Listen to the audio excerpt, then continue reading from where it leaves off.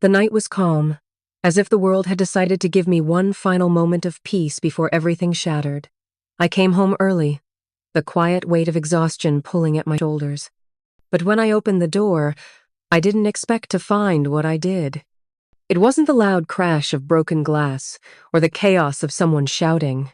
It was the silence, the kind that settles in your chest, the kind that makes your heart race before you even realize what's wrong. There she was, sitting on the couch. She didn't hear me come in, too caught up in her phone, her face soft with a smile that should have been reserved for me. But as I stepped further into the room, something about it didn't feel right. The phone in her hands, the way she clutched it a little too tightly, it wasn't just work. I didn't confront her, not yet. I stood there, in the doorway, watching as she typed, her fingers moving swiftly over the screen. It wasn't until she laughed at something on the phone of those laughs that didn't quite reach her eyes that it hit me. The sinking feeling, the gnawing suspicion, the thing I hadn't wanted to face. I stepped forward, quietly. My heart was pounding in my ears, but I still didn't say anything. I didn't need to. The moment I walked into that room, I knew. She wasn't mine anymore. Not in the way I had thought she was. I didn't scream. I didn't raise my voice. I didn't even ask who he was. I just walked out, leaving everything behind. The next day, I filed for divorce. No fanfare, no accusations. I didn't need to make it ugly. I didn't need to hear her side of things because, deep down, I knew. It was over. She had made her choice, and I was no longer part of her life. I packed up and moved. I didn't just leave the house. I left everything, our memories, our plans, the life we built together. It was as though I had never existed in her world.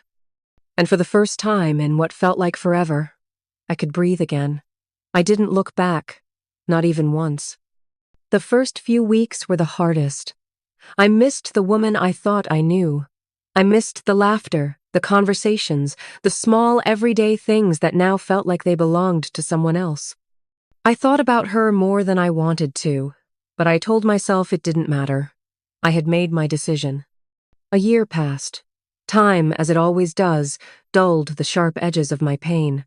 I threw myself into my work, found new hobbies, new people. I tried to become the man I used to be before her, before the weight of her lies, the emptiness of her absence. Slowly, I forgot what it was like to have her around. Slowly, the memories faded into the background. And then, one night, as I was heading home from work, I saw her, standing there, outside my building, in the same spot where we used to meet after work. Her figure was small in the streetlight, her shoulders slumped, her eyes distant. She looked nothing like the confident woman who had once been the center of my world. She looked broken. At first, I thought it was just my mind playing tricks on me. She couldn't possibly be standing there, not after everything that had happened. But there she was. She saw me before I could turn away. Her eyes locked onto mine, filled with hesitation, regret, and something else I couldn't quite place. My heart skipped a beat. I wanted to walk past her. I wanted to keep moving forward with my life, with the peace I had found in her absence. But something inside me stopped me. Something pulled me back to the moment that had started it. All the pain, the betrayal, and the love I still carried for her, despite everything. "Hey," she said, her voice trembling as she took a cautious step toward me. "I've been trying to find you. Can we talk?" I froze. My body felt like it was moving without me. I couldn't move, couldn't think. All I could do was stare at her, at the woman who had broken me, standing before me in the cold night air. "What do you want?" I finally asked. The words came out flat, like they didn't belong to me. "I know it's been a long time," she said, her voice barely audible. "But I need to talk to you. Please." I should have walked away. I should have told her to leave me alone and never come back. But I didn't. I nodded silently and led her to a small cafe down the street, the place we used to go when things were good. Back when we were just two people in love, not two strangers holding on to the remnants of something that no longer existed. We sat down at a corner table, the silence between us thick. She stared at her hands, her fingers twisting the napkin, her eyes avoiding mine. And then, in a voice that seemed too small for the weight of her words, she spoke. "I made a mistake," she said. "I thought I could have everything. I thought I could be with him and still have you. I was wrong. I've lost everything. I've lost you." Her words hit me like a punch to the gut. I had heard those words before many times, in different forms, but they didn't have the power they once did. Not anymore.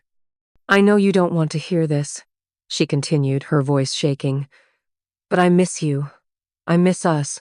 I made a mistake, and I'm so sorry." I wanted to believe her. I wanted to say that everything could be okay again, but I couldn't. I couldn't go back to that place where I was in love with someone who couldn't even give me the truth. "You made your choice," I said, my voice calm, but firm. "And so did I." She flinched. I saw it, the slight tremor in her lips as she fought back tears. "I know," she whispered. "I know, but that doesn't change how I feel now." "No," I said softly. "It doesn't. You had your chance, and you threw it away. You can't just come back after everything that happened. I'm not that person anymore." The silence that followed was deafening. She didn't speak. She didn't try to explain herself further. "I've moved on," I said, standing up. "I'm not the same person you left behind. And I'm not your backup plan." I turned to walk away, but she reached for my sleeve. "Please," she whispered, "don't leave me." I looked at her, at the woman I once loved, and I saw something in her eyes: regret, sure, but also fear. Fear of losing me for good. I took a deep breath and walked out of the cafe. I didn't look back. I had made my choice a long time ago, and now, so had she. As I walked away into the night, I felt peace.